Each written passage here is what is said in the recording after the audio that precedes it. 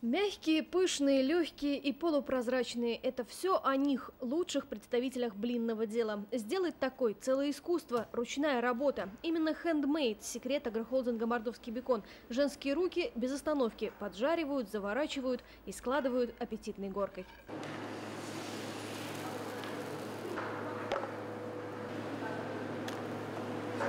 Такое производство – гарантия качества. Анастасия Пьяндина – блинный пекарь с 40-летним стажем тренировок на собственной кухне. Ингредиенты хорошего блина знает на зубок. Пшеничная мука высшего сорта, свежее яйцо, сливочное масло. Здесь его кладут обязательно, потому и получается по-домашнему. Ну и главный компонент в неограниченном количестве. Надо душу положить в эту блинчики.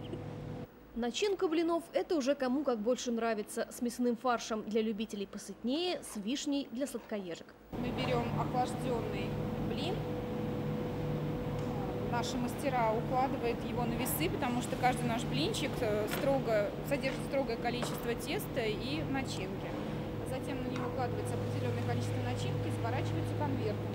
И получается вот так вот, вроде бы в упаковке, но по-настоящему домашние блины.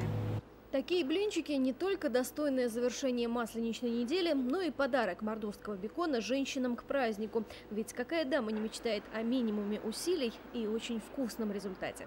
Анна Брановец, Андрей Никонов, Вести Мордовия.